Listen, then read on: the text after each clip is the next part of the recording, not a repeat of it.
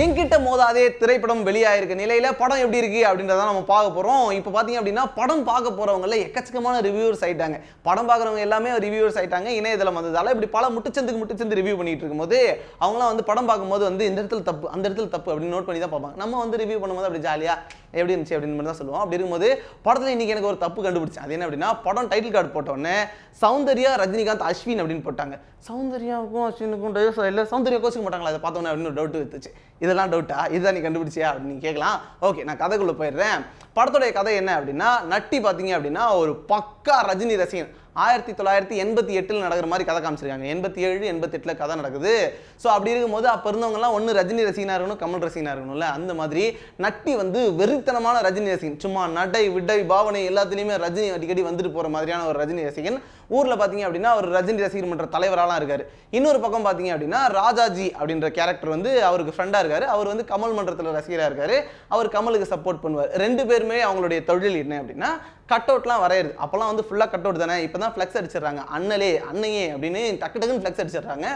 அப்போல்லாம் வந்து cut out தான் வரையணும். ஸோ வந்து தியேட்டருக்கு முன்னாடி கட் அவுட் வரைகிற வேலை தான் செய்கிறாங்க.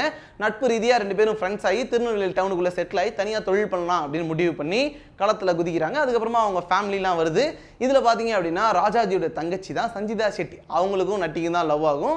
அதனால அவங்களுக்குள்ள சண்டைலாம் வரும். அதுக்கப்புறமா இந்த பக்கம் பார்த்தீங்க அப்படின்னா பார்வதி நாயர் ஊருக்குள்ள இருக்க ஒரு பண்ணி அவங்களுக்கு ராஜாஜிக்கு லவ் வந்துடும். ஸோ இப்படி வந்து கிராஸ் பேர். இதுக்கு நடுவில் வந்து ராதாரவி பார்த்தீங்க அப்படின்னா ஊரில் பெரிய டான் தியேட்டர் ஓனர் ஒரு வில்லனாக வராரு. ஸோ இவங்க எல்லாருக்குள்ளேயும் படத்தில் என்ன நடக்குது அப்படின்றத செம்ம ஜாலியாக சொல்லியிருக்காங்க. படத்தில் லவ், சென்டிமெண்ட்டு, ரொமான்ஸு, ஆக்ஷனு, வஞ்சம், சூழ்ச்சி அப்படின்னு நிறைய விஷயங்கள் நிரம்பி இருக்கு. இதுதான் என்கிட்ட மோதாதே படத்துடைய கதை. படத்துடைய இயக்குனரான ராமு செல்லப்பா டெக்னிக்கலாக பயங்கர சவுண்டு போல இருக்கே அப்படின்றத படம் ஸ்டார்ட் பண்ணவனையுமே தெரிஞ்சுக்க முடியுது. எடுத்தவொடனே ஒரு ஃப்ளாஷ்பேக்லேருந்து படம் ஆரம்பிக்கும். அந்த ஃப்ளாஷ்பேக் எதுக்கு அப்படின்ற டவுட் நமக்குலாம் வரலாம். இருந்தாலும் கூட படத்துடைய டிராவல் பார்த்தீங்க அப்படின்னா ஆரம்பிச்சதுலேருந்தே டக்குன்னு உள்ளே கூட்டு போயிடுது. அவர் எடுத்துக்கிட்ட கதைக்களம் அதுக்கு முக்கியமான ஒரு காரணம். ரஜினியும் கமலும் அந்த காலத்தில் எப்படி இருந்திருப்பாங்க, அவங்களுடைய ஃபேன்ஸ் எப்படி இருந்திருப்பாங்க அப்படின்னு பார்க்கறதுக்கு இது ஒரு சரியான வாய்ப்பு.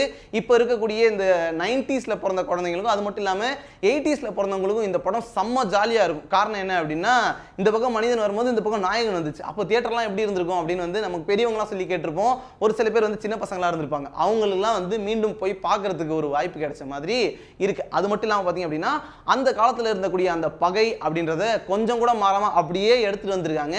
இதை ஃபாலோ பண்ணி இதுக்கப்புறமா வந்து அஜித் விஜய் எப்படி வந்து மோதிக்கிட்டாங்க அப்படின்னு இன்னும் 5 வருஷம் கழிச்சோ இல்லை அடுத்த வருஷமோ படம் வந்தாலும் கூட ஆச்சரியப்படுறதுக்குள்ள ராமு செல்லப்பாவுடைய இந்த கதைக்களம் படத்துக்கு மிகப்பெரிய பலம். இது மட்டும் இல்லாமல் அவர் கூட சேர்த்துக்கிட்ட டெக்னிக்கல் குரூவும் வந்து படத்துக்கு செம்மையாக சப்போர்ட் பண்ணியிருக்காங்க. கணேஷோட கேமராவாகட்டும், நட்டி மாதிரி ஒருத்தர் இருக்கும்போது கேமராவில் தப்பு பண்ணிடுவாங்களா? ஸோ அவருடைய கேமராவாகட்டும், நட்ராஜன் சங்கரோடைய இசையாகட்டும், அவருடைய இசை கேட்கும் போது அப்படியே படத்துடைய பேக்ட்ராப் பார்த்தீங்க அப்படின்னா ஆர்ஆர் ஃபுல்லாக அப்படி இருக்கு.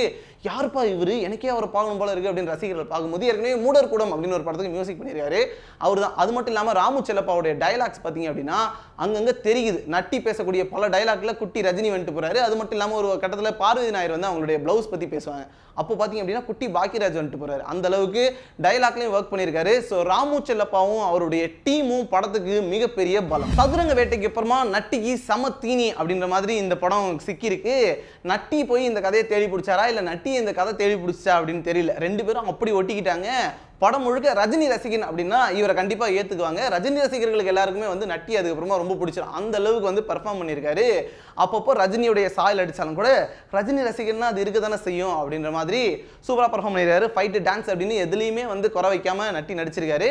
இன்னொரு பக்கம் ராஜாஜி, அவருக்கும் வந்து கொஞ்சம் வெயிட்டான ரோல் தான். இருந்தாலும் அவருடைய கேரக்டரை வந்து டிஸ்கிரைப் பண்ணதில் லேசான தடுக்கி தத்துவம் அப்படி இருந்துச்சு. ஏன்னா வந்து அவர் கோவமாகவே இருக்கார். எதுக்காக கோவப்படுறாரு, இப்போ ஃப்ரெண்ட்ஷிப் மதிக்கிறாரா இல்லை வெட்ட போகிறாரா, வெட்டுவாரா வெட்ட மாட்டாரா அப்படின்லாம் சொல்லி நிறைய டவுட்ஸ்லாம் இருக்குது. ஏன் அவர் சிடுசிடுன்னு இருந்தார் அப்படின்னு ஒரு கேள்வி. ஏன்னா வந்து இப்போ மெட்ராஸ் படத்தில் ஃப்ரெண்ட்ஸ் அப்படின்னு காட்டும் போது அந்த அன்பு கேரக்டர் எப்படி பச்சைக்கன் மனசுக்குள்ள ஒட்டிக்கும், அந்த மாதிரி ஒரு ரோல் இவர் கொடுத்துருந்தா இன்னும் நல்லா இருந்திருக்கும் அப்படின்னு தோணுச்சு. சஞ்சிதா ஷெட்டி, பார்வதி நாயர் ரெண்டு பேரும் திருநெல்வேலியில் இருக்காங்க அப்படின்றதுனால மூஞ்சில் கருப்பு பெயிண்ட் அடிச்சு விட்டுறாங்க போல இருக்கு. கலர் ஷேடோலாம் கம்மி பண்ணி தான் காட்டுறாங்க. சஞ்சிதா ஷெட்டி இருந்தாலும் பாட்டு பாடும் போது பிரைட் ஆயிடுறாங்க. அவங்க கலர் தான் என்ன அப்படின்றது எல்லாருக்குமே தெரியுமே. அது மட்டும் இல்லாமல் பார்வதி நாயரும் பார்த்தீங்க அப்படின்னா அவங்களால முடிஞ்ச வரைக்கும் பர்ஃபார்ம் பண்ணியிருக்காங்க. ஸோ வளைச்சு ஒட்டுமொத்த டீமும் பயங்கரமாக உழைச்சிருக்காங்க. அதில் குறிப்பாக ராதாரவி பார்த்தீங்க அப்படின்னா உட்காந்த இடத்துல மிரட்டுறாரு, கூட இன்னொரு வில்லன் வேற இருக்காரு. ஸோ ஆக மொத்தமாக நடிச்சிருக்கக்கூடிய நட்சத்திரங்களும் படத்தில் அவங்களால முடிஞ்ச பெஸ்ட்டை கொடுத்துருக்காங்க. ஸோ இது படத்துக்கு மற்றொரு பலம். படத்தில் குறைகள் அப்படின்னு சொல்றதுக்கு பெருசாக ஒன்றும் கிடையாது. இந்த படத்தை பார்த்தீங்க அப்படின்னா ஒரு கமர்ஷியல் படமாக தான் எடுக்கணும், அந்த மாதிரி 1988 என்ன இருந்துச்சு அப்படின்றத கண்ணு முன்னாடி கொண்டு வந்து நிறுத்தணும் அப்படின்றதுக்காக நிறைய மெனக்கெட்டு எடுத்திருக்காரு ராமச்செல்லப்பா. அதனால குறைகள் பெருசாக எதுவுமே கண்ணுக்கு தெரியல. 1988 அப்படின்னும் போது உடனே இளையராஜாவுடைய அந்த ஃபீல் வரணும் அப்படின்றதுக்காக இளையராஜா டைப் ஆஃப் இசையெல்லாம் போடாமல் அதுலேயும் வந்து கொஞ்சம் வெஸ்டர்னைஸ்ட் இசையே பண்ணியிருக்காங்க. அதுக்காக பாராட்டலாம். செகண்ட் ஹாஃப்ல வர 2 பாட்டு மட்டும் கொஞ்சம் பெருசாக இருக்கிற மாதிரி ஒரு உணர்வு கொடுக்குது. ஒருவேளை அந்த 2 பாட்டும் இல்லைன்னு வச்சுங்களேன், இன்னும் கொஞ்சம் படம் கிறிஸ்பாக இருந்த மாதிரி இருக்கும்.